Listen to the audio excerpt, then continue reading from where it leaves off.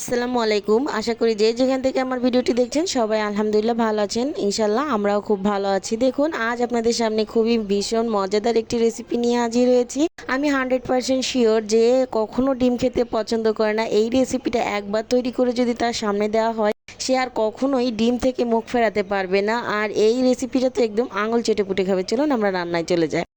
এই যে দেখুন আমি এখানে 3টা ডিম নিয়ে নিয়েছি, সামান্য কিছুটা লবণ নিয়ে রেখেছি। এটাকে কাঁটা চামচের সাহায্যে আমি এটাকে ফেটিয়ে নিব। ডিমটা ভালো করে একটু ফেটিয়ে নিয়ে আমি এখানে রান্নায় চলে যাব। আপনারা যদি চান তাহলে কিন্তু এখানে মরিচ গুঁড়াটাও দিতে পারেন, আমি শুধু মাত্র লবণটাই দিয়েছি। দেখুন আমার এটা হয়ে গেছে, আমি রান্নায় চলে যাচ্ছি। প্রথমে আমি চুলা একটা কড়াই দিয়ে দিয়েছি, দিয়ে দেবো 2 টেবিল চামচ সাদা তেল। এখানে খুব বেশি তেল দেওয়ার প্রয়োজন নেই, টেবিল চামচ দিলেই হবে। তারপরে যে ডিমটা আগে থেকে ফেটিয়ে রেখেছিলাম ওইটা আমি এখানে দিয়ে দিচ্ছি। যে ডিমটা এখানে দিচ্ছি দিয়ে কিন্তু আমি এখানে 10 সেকেন্ডের মতো এইভাবেই রেখে দিব।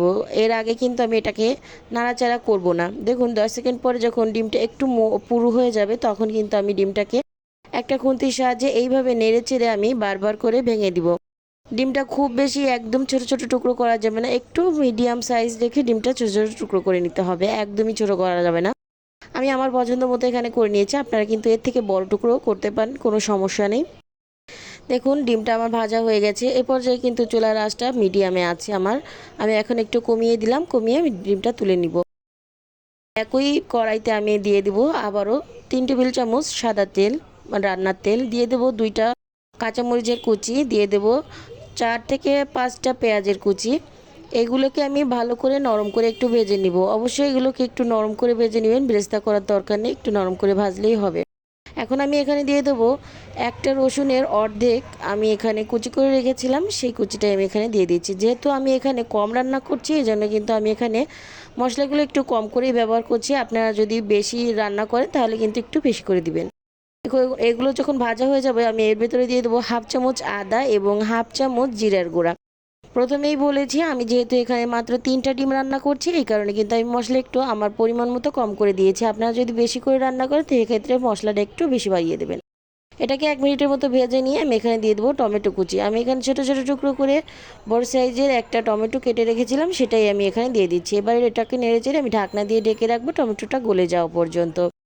এটা কিন্তু 1 থেকে 1.5 মিনিটের মধ্যেই হয়ে যাবে। দেখুন 1 মিনিট থেকে 1.5 মিনিট পরে এই টমেটোটা কিন্তু পুরোটা গলে গেছে, নরম হয়ে গেছে। এই পর্যায়ে আমি এখানে দিয়ে দেবো শুকনো উপকরণ। আমি এখানে হাফ চামচ লবণ, হাফ চামচ হলুদ, হাফ চামচ ধনিয়া, হাফ চামচ মরিচের গুঁড়ো এবং হাফ চামচ গরম মশলার গুঁড়াটা দিয়ে দিয়েছি। এটা দিয়ে আমি আবারও নেড়েচেড়ে একটুখানি কষিয়ে নিব। কষানোটা কিন্তু অবশ্যই ভালো করে করতে হবে, না ভালো করে না কষালে কিন্তু রান্নার টেস্টটা ভালো আসে না। সামান্য একটু পানি দিয়ে দিলাম, দিয়ে আমি এটাকে নেড়েচেড়ে ঢাকনা দিয়ে ঢেকে এটাকে রান্না করব 1 মিনিটের মতো। মশলাটা যদি এইভাবে একটু রান্না করে নেন তাহলে কিন্তু খেতেও মাশাআল্লাহ খুব ভালো লাগে, আর কালারটা খুব সুন্দর একটা কালার এসেছে। এখন আমি আগে থেকে যে ডিমটা এখানে রেখেছিলাম সেটাই দিয়ে দিলাম, দিয়ে আমি নেড়েচেড়ে আবারও ঢাকনা দিয়ে ঢেকে 2 মিনিটের মতো কষিয়ে নিব। দেখুন 2 মিনিট পরে কিন্তু এটা খুব ভালো করে কষানো হয়ে গেছে। আর এটা কিন্তু সেদ্ধ হওয়ার মতো কিছুই নেই, সব কিছুই কিন্তু সেদ্ধ করা হয়ে গেছে আগে থেকে। এর জন্য আমি সামান্য কিছুটা পানি দিয়ে দেবো শুধুমাত্র গ্রেভির জন্য। আপনারা যে যেমন গ্রেভি খেতে পছন্দ করেন সেভাবে এখানে পানিটা দিয়ে দিবেন। আমি এখানে পানিটা দিয়ে ঢাকনা দিয়ে ঢেকে 5 মিনিটের মতো রান্না করব। এ পর্যায়ে কিন্তু আমার চুলাটা মিডিয়াম হিটে আছে, সবসময় আমি পুরোটা রান্নাই মিডিয়াম হিটে করেছি।